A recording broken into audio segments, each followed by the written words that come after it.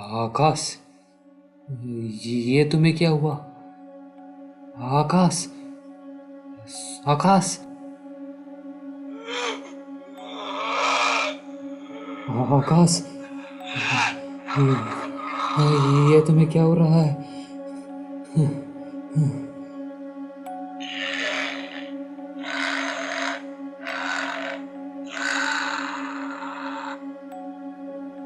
Hello दोस्तों, कैसे हैं आप सभी? आई होप आप सभी अच्छे होंगे। तो आज की ये खौफनाक कहानी की एक झलक आपने देख ही ली है। ये कहानी 3 दोस्तों की है जो जंगल में कैंपिंग करने के लिए गए थे। आकाश, विनय और रोहित, ये तीनों कॉलेज के अच्छे दोस्त थे और शहर की भीड़ भाड़ से अलग जंगल में इस बार छुट्टियों में ये कैंपिंग का प्लान बना रहे थे। अपने प्लान के तहत सुबह के तकरीबन 10 बजे ये अपनी कार से अपना सारा सामान लेकर निकल चुके थे। एक बड़ा लंबा सफ़र तय करने के बाद इन्हें जंगल के किनारे अपनी गाड़ी रोकी। तभी उन्होंने वहाँ पर देखा कि वहाँ पर एक बूढ़ा आदमी जा रहा था। इन्होंने उससे रास्ता पूछा कि जंगल की ओर कौन सा रास्ता जाता है, लेकिन वो बूढ़ा जैसे ही जंगल का नाम सुना, उसकी आंखों में एक डर, एक अलग ही खौफ दिखने लग गया था। उसकी आंखें पथरा गई और वो बस इतना कहते हुए ही वहाँ से भाग गया कि चले जाओ यहाँ से, वरना तुम्हारी लाश भी किसी को नहीं मिलेगी। ऐसा कहते ही वो बूढ़ा वहाँ से भाग गया। तीनों दोस्त शक पका गए। फिर आकाश ने कहा, अरे ये बूढ़ा पागल है, ऐसा कुछ नहीं होता, चलो चलते हैं। तीनों दोस्त अपना सारा सामान लेकर गाड़ी को लॉक करके जंगल की ओर बढ़ने लगे। तकरीबन 2 घंटे इधर उधर भटकने के बाद भी उन्हें कोई अच्छी जगह टेंट लगाने के लिए नहीं मिल रही थी। काफ़ी देर घूमने के बाद उन्हें थोड़ी सी ढलान पर एक अच्छी सी जगह दिखाई दी जहाँ झाड़ियाँ कम थी। उन्होंने वहाँ की थोड़ी सफाई की और वहाँ पर अपना टेंट लगाने लगे। विनय वहाँ से लकड़ियाँ इकट्ठा करने लगा और यही सब करते हुए उन्हें तकरीबन शाम के 6 बज चुके थे। तभी आकाश अपने बैग से एक मटन का पैकेट निकालता है। उसे देखकर विनय और रोहित की आंखें खुली की खुली रह जाती है और रोहित कहता है, अरे तू पागल हो गया है क्या? इस जंगल में मटन कौन बनाता है? आकाश हंसते हुए बोला, अरे भाई कुछ नहीं होता, देखना अब तुम उंगलियां चाटते रह जाओगे, ऐसा मटन बनाऊंगा। ऐसा कहकर एक छोटा सा सिलेंडर उसने रखा और आग जला ली और उस पर पतीला रखकर वो मटन को पकाने लगा। धीरे धीरे मटन की खुशबू वहाँ की सड़ी हुई हवाओं में फैल गई। रोहित और विनय आकाश को मना कर रहे थे कि अगर किसी जंगली जानवर को मांस की खुशबू आ गई तो वो खामखा मुश्किल हो जाएगी। परंतु आकाश बड़ा जिद्दी किस्म का था, वो किसी की नहीं मानता था। आखिरकार उसने मटन पका लिया और इन तीनों ने आग के सहारे बैठकर वो सारा मटन खा लिया और पतीला वैसे ही जूठा रख दिया। काफ़ी देर तक बातें करते करते वे एक दूसरे की जिंदगी की और फ्यूचर की बातें कर रहे थे। तकरीबन रात के 10 बज चुके थे और अब उन्हें नींद आने लग गई थी।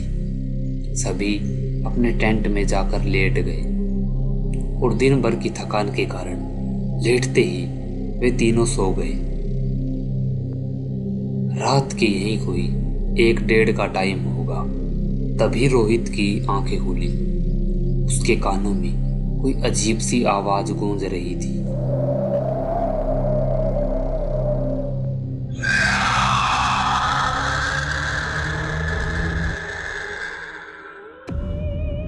ये क्या था?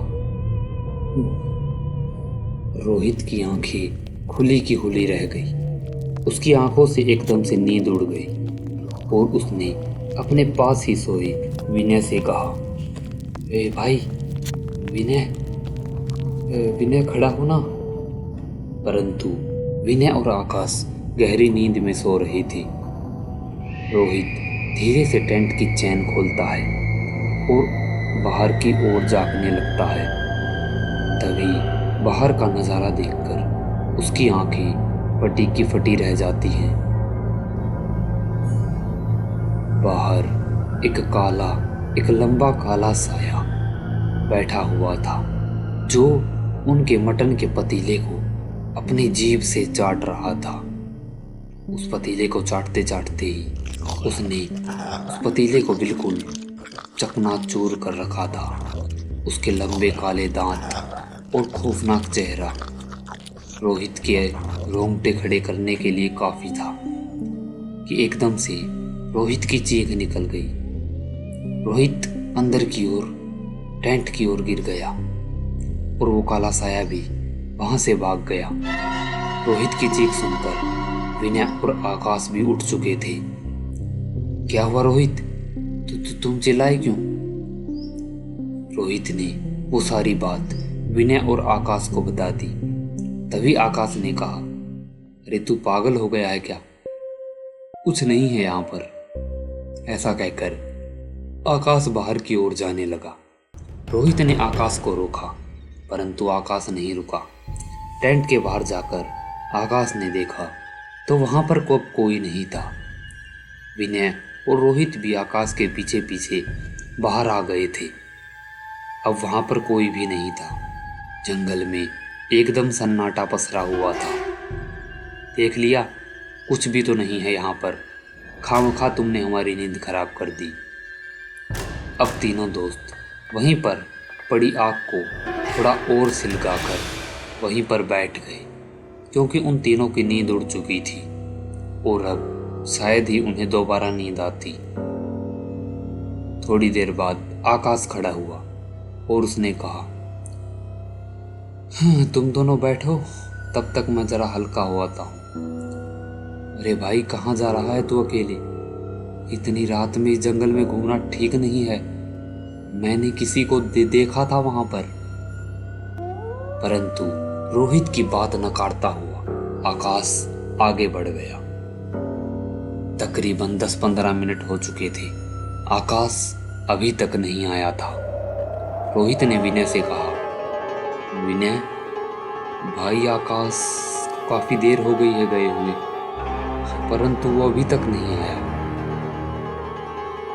क्यों न हम जाकर देखें? शायद तुम ठीक कह रहे हो। चलो। ऐसा सोचकर दोनों दोस्त वहां से खड़े हुए और जिस दिशा में आकाश गया था उस दिशा में जाने लगे। काफी दूर चलने के बाद भी उन्हें आकाश कहीं पर दिखाई नहीं दे रहा था। रात पहले ही इतनी काली थी कि उनके हाथों की टॉर्च बस कुछ दूर तक ही रोशनी फैला पा रही थी। आकाश, आकाश, कहाँ हो तुम? दोनों दोस्त आकाश को पुकारते हुए आगे बढ़ रहे थे। तभी विनय ने कहा, देख भाई, ऐसे तो सारी रात लग जाएगी। हम एक काम करते हैं, अलग अलग दिशा में जाकर ढूंढते हैं। रोहित ने भी विनय की बात मान ली और वे दोनों अलग अलग हो गए। शायद ये उनकी सबसे बड़ी गलती थी क्योंकि वो आत्मा, वो पिशाच यही तो चाहता था कि ये अलग अलग हो। दोनों अलग अलग दिशाओं में आगे की ओर बढ़ते हुए आकाश को पुकारने लगे, परंतु आकाश का तो कहीं नामो निशान ही नहीं था। तभी कुछ दूर चलने के बाद विनय ने एक पेड़ के नीचे देखा। वहां पर कोई बैठा हुआ था और कुछ कर रहा था। आकाश, शायद यही आकाश हो सकता है। ऐसा सोचकर विनय ने अपने कदम आगे बढ़ाए और टॉर्च की रोशनी मारते हुए पुकारा, आकाश, आकाश तुम हो क्या? आकाश तुम हो? ऐसा कहते कहते वो उस साए की ओर बढ़ने लगा। परंतु वो साया कुछ नहीं बोल रहा था। जैसे ही विनय उस साए के पास पहुंचा तो वो अचानक से गायब हो गया। अरे अभी तो वो यहीं पर था, अचानक से कहाँ गया? विनय वहां पर खड़ा ये सब सोच रहा था। उसकी आंखों में अब थोड़ा डर समा चुका था कि तभी उसे अपने कंधे पर कुछ चिपचिपा पदार्थ गिरता हुआ महसूस हुआ। उसने कंधे पर हाथ रखा और देखा तो कुछ गाढ़ा गाढ़ा उसके कंधे पर गिरा हुआ है। टॉर्च की रोशनी में उसने देखा तो उसकी आंखें फटी की फटी रह गई। उसका हाथ खून में भरा हुआ था। खून से सने अपने हाथ को देखकर विनय के रोंगटे खड़े हो गए और विनय धीरे धीरे ऊपर की ओर देखने लगा। टॉर्च की रोशनी में जैसे ही विनय ने ऊपर देखा तो उसके रोंगटे खड़े हो गए। ऊपर आकाश की लाश पेड़ की टहनी से झूल रही थी। उसका मुंह किसी ने बुरी तरह से नोच रखा था और उसके शरीर का मानो खून का कतरा कतरा कोई पी गया हो। हड्डियों का ढेर आकाश उस टहनी पर झूला हुआ था, जिसका चेहरा नीचे की ओर यानी कि विनय की ओर झुका हुआ था और झूलते झूलते मानो वो विनय को देख रहा हो। ये खौफनाक नजारा देखकर विनय की चीख निकल गई। विनय की चीख सुनकर रोहित उस ओर भागा जहां से चीख आई थी। विनय के पास आकर रोहित ने भी जो देखा उसके भी पैरों तले से जमीन खिसक गई। आकाश की बड़ी ही दर्दनाक मौत हो चुकी थी। विनय और रोहित दोनों एक साथ वापस से टेंट की ओर भागने लगे। टेंट की ओर भागते ही उन्होंने सोचा कि वहां पर रखा सामान उठाकर और वहां से अपना सारा सामान, और उनके बैग में एक हनुमान जी का लॉकेट भी था। इसी कारण वे टेंट की ओर भाग रहे थे। एक बार अगर वे टेंट तक पहुंच जाते हैं तो शायद वो बच सकते हैं, परंतु जैसे ही वे अपने कदम पीछे की ओर घुमाते हैं उनकी आंखें फटी की फटी रह जाती हैं। उनके सामने एक पिशाच खड़ा हुआ था जिसका पूरा मुंह खून से सना हुआ था और उसके मुंह से खून नीचे टपक रहा था। आकाश का मांस अभी भी उसके दांतों में फंसा हुआ था। वो पिशाच धीरे धीरे इनकी ओर बढ़ने लगा। विनय विनय भाग! विनय और रोहित वहां से उल्टी दिशा में भागने लगे। भागते भागते ही वे एक दूसरे से दूर हो गए। भागते भागते रोहित काफी दूर आ चुका था और अचानक से एक टहनी से उसका पांव टकरा गया और वो धड़ाम से नीचे गिरा। वहीं एक पेड़ की छाल में झाड़ियों के पीछे वह छुप गया और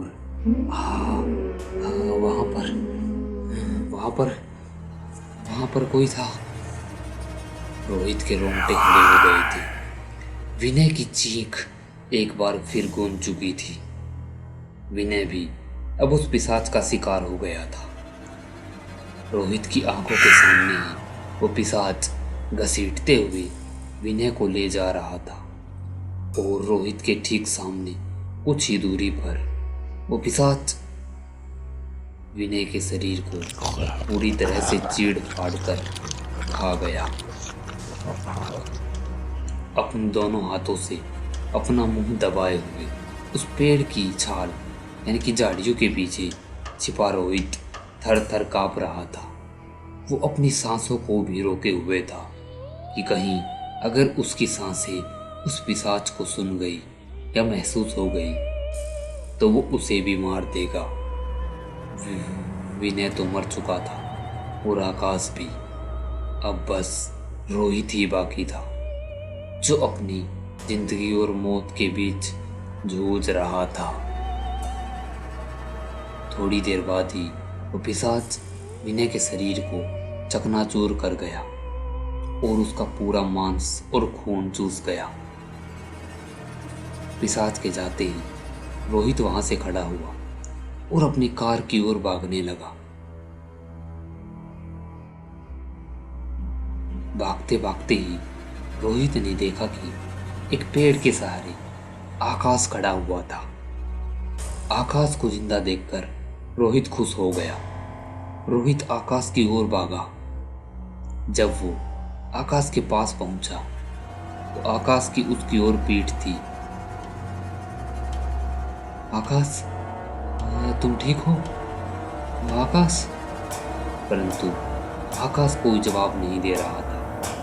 रोहित के देखते ही देखते आकाश ने अपने शरीर को झटकना शुरू कर दिया था और उसके मुंह से बड़ी ही खौफनाक और गड़गड़ाहट की आवाजें आ रही थी। आकाश, ये तुम्हें क्या हुआ? आकाश, आकाश, क्या हो तू?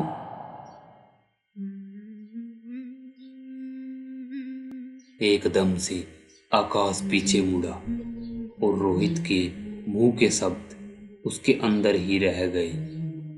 आकाश का खौफनाक चेहरा और उसकी आंखों की जगह तो काले गड्ढे देखकर ही रोहित वहीं पर बेहोश हो गया। अगले दिन जब रोहित की आंखें खुली तो वो जंगल के बाहर अपनी कार के पास पड़ा हुआ था और उसके पास वही बूढ़ा आदमी था जो इन्हें जंगल में मिला था। उस बूढ़े आदमी ने रोहित से कहा कि अगर उस समय मैं सही वक्त पर नहीं आता तो शायद आज तुम भी नहीं बचते। तुम्हारे दोनों दोस्तों को तो उस पिशाच ने मार दिया है, तुम्हें मैंने ठीक टाइम पर आकर बचा लिया। दोस्तों, वो कैंपिंग रोहित के लिए इतनी यादगार हो गई थी कि मानो उसे वह कभी भुला ही नहीं पाएगा। वो कैंपिंग, वो सफ़र उनके दो दोस्तों की मौत का कारण बन चुका था। रोहित इस सदमे को बर्दाश्त नहीं कर पाया और वो पागल हो गया। आज भी रोहित मेंटल हॉस्पिटल में पड़ा है और रात भर चीखता रहता है कि वो आ गया, वो मुझे मार देगा। दोस्तों, अगर आप भी जंगल में रात में अकेले कैंपिंग करने के बारे में सोच रहे हैं तो सावधान हो जाइए कि कहीं वो पिशाच और वो आकाश आपको भी न मिल जाए। तो दोस्तों, आज की कहानी में बस इतना ही। मिलते हैं जल्द ही एक और डरावनी और खौफनाक कहानी के साथ। तब तक के लिए देखते रहिए इंडियन हॉरर टीवी और हमारे चैनल को सब्सक्राइब कीजिए और वीडियो अच्छी लगे तो लाइक, कमेंट और शेयर कीजिए।